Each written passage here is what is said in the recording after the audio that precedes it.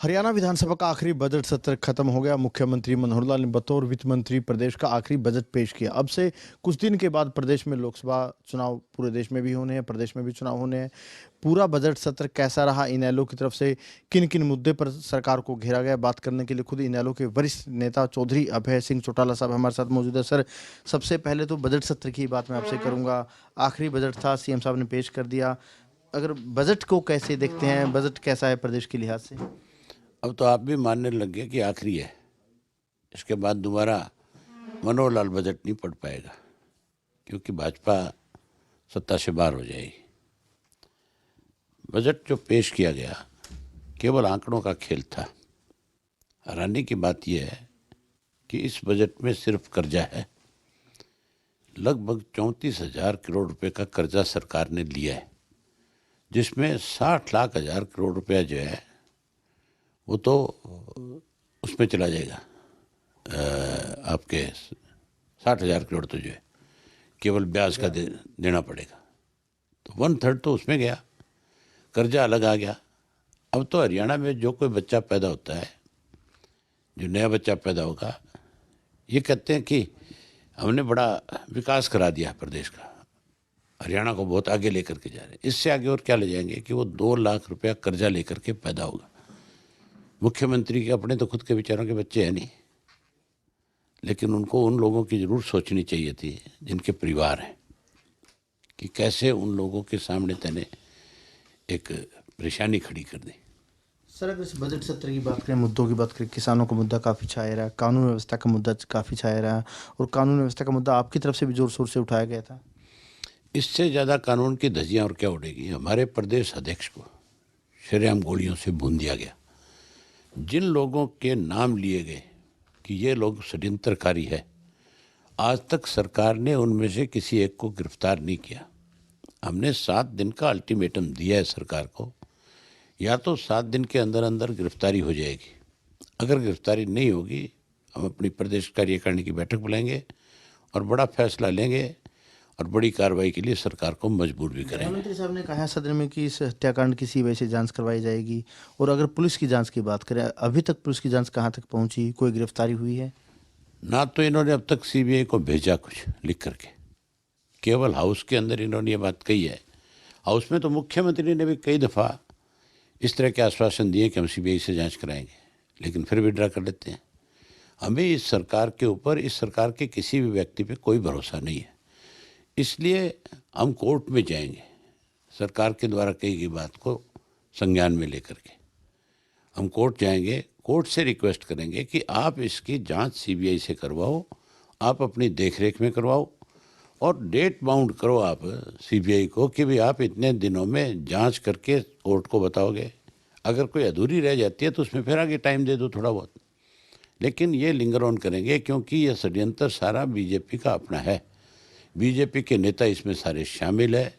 ये किसी गैंग का काम नहीं, ये भाजपा का काम है। भाजपा ने ही हमारे नेता को मरवाया, इसका खामियाजा इनको भुगतना पड़ेगा। आपकी भी सुरक्षा व्यवस्था का मुद्दा आपने सदन में उठाया था। आपने गृहमंत्री साहब से भी जवाब मांगा था कि जो शिकायत आपकी तरफ से दी गई थी कि आपकी सुरक्षा, जान को खतरा, इस तरीके का मामला था, उसमें कोई जवाब गृहमंत्री साहब ने दिया हो? कोई जवाब नहीं। कल कह रहा था कि मैं ज़रूर जवाब दूंगा, आज हाउस का टाइम निकाल दिया, कोई जवाब नहीं आया। जवाब तो तब देना बेचारे जब ये किसी बात पे संज्ञान ले। तो खुद राजशाही ठाठ से रहने वाले लोग हैं। आपने देखा नहीं, मंत्रियों के आगे पीछे 10-10 गाड़ियां पुलिस की चलती है। खुद गृह मंत्री जो है 4 से 6 गाड़ियां लेकर के चलता है। किससे खतरा है भाई? किसकी थ्रेट है? बताए तो सही। गृह मंत्री के परिवार के हर सदस्य के साथ गनमैन है, क्या जरूरत है?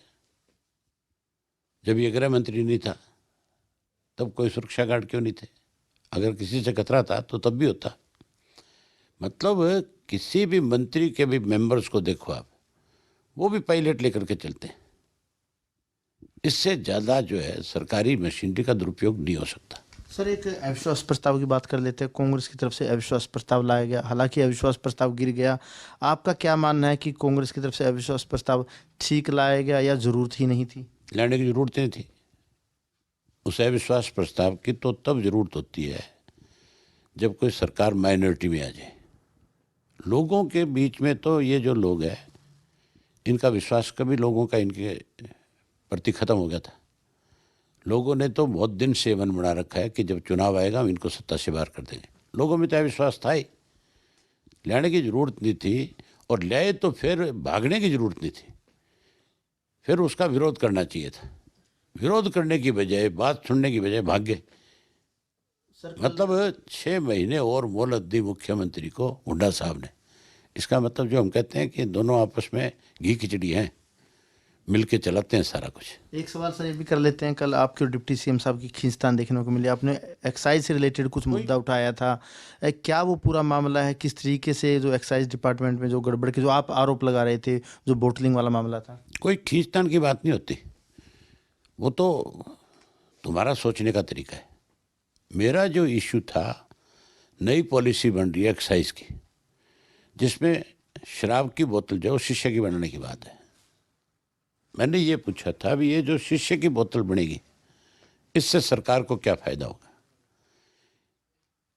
ना तो इंडस्ट्री वाले को फायदा, ना इसका सरकार को फायदा। एक नुकसान है कि अगर शीशे की बोतल आएगी तो शराब महंगी हो जाएगी, उस बोतल की कीमत बढ़ जाएगी कि नहीं? उसके साथ जब महंगी होगी तो हमारे पड़ोसी राज्यों में अगर हमारे साथ कंपटीशन है लिकर को लेकर के, तो वहाँ सस्ती होगी, तो तस्करी बढ़ेगी कि नहीं बढ़ेगी? आप कौन कौन से बॉर्डर रोक लोगे? हमारे तो खेत से खेत लगते हैं। शराबबंदी बंसीलाल जी ने करी थी, कामयाब हुए। लेकिन डिप्टी साहब ने तो कल ही कह दिया था सदन में कि 29 फरवरी के बाद प्रदेश में जो कांच की बोतल में ही शराब बिकेगी। ये तो कन्फर्म है। ये तो आ जाएगी 29 तारीख है, कल ही है। आप परसों ठेके पे जाए ना, देख लेना क्या हाल होगा। अब सवाल सर थोड़ा राजनीति कर लेते, क्योंकि बजट सत्र खत्म हो चुका है। अब लोकसभा चुनाव भी ज़्यादा दूर नहीं है। कांग्रेस आम आदमी पार्टी मिलकर चुनाव लड़ रहे हैं लोकसभा। एक टिकट की 2 सीट आपके कोटे में आई, उन्होंने अपना अनाउंसमेंट कर दिया उम्मीदवार की। इनेलो की क्या तैयारी है सर? इनको लोग बड़ा सबक सिखाएंगे। SYL का पानी जो है आम आदमी की पार्टी की सरकार की वजह से आज रुका हुआ है। सुप्रीम कोर्ट का फैसला आम आदमी पार्टी की सरकार पंजाब की मानने को तैयार नहीं है।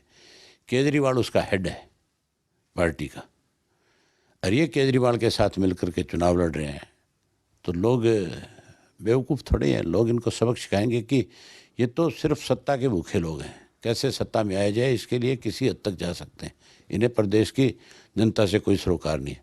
हमारी पूरी तैयारी है, जैसे चुनाव घोषित होंगे आप अपने कैंडिडेट भी घोषित कर देंगे। यानी आप कह रहे हैं कि कांग्रेस और जो आम आदमी पार्टी का गठबंधन है, ज़रूरत का मजबूरी का गठबंधन है? हाँ, मजबूरी है, और क्या, सारी चीज़ें मजबूरी की है।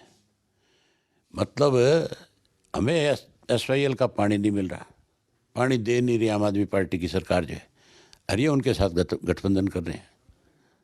सर आपके परिवार से लोकसभा कौन कौन लड़ेंगे? पिछली बार अर्जुन चौटाला साहब ने लड़ा था कुरुक्षेत्र से, इस बार अर्जुन चौटाला लोकसभा चुनाव लड़ेंगे? अभी ये तय नहीं हुआ, हम आपस में बैठ कर के तय करेंगे किसको कहाँ से चुनाव लड़ाया जाए। ये पार्टी की, हमारी कोर कमेटी की बैठक के बाद तय होगा। एक आखिरी सवाल है, बीजेपी जेजेपी की क्या स्थिति देखते हैं? क्या लगता है, बीजेपी जेजेपी मिलकर लड़ेंगे या बीजेपी अकेली लड़ेगी? जेजेपी कैसे लड़ेगी? भाजपा वालों से पूछो जाके, वो बताएंगे। ये मिल के लड़ो, अलग अलग लड़ो, ये जीरो है। बिल्कुल। देखिए अभय चौटाला साहब का यही कहना है कि जो बजट था प्रदेश का, बजट में कुछ भी नया नहीं था। वहीं लोकसभा चुनाव की तैयारियों में अब इनेलो भी जुट चुके हैं। आने वाले दिनों में इनेलो की तरफ से अपने उम्मीदवारों की घोषणा भी कर दी जाएगी। कैमरामैन शरद के साथ अनिल मौर्य, खबरें अब तक, चंडीगढ़।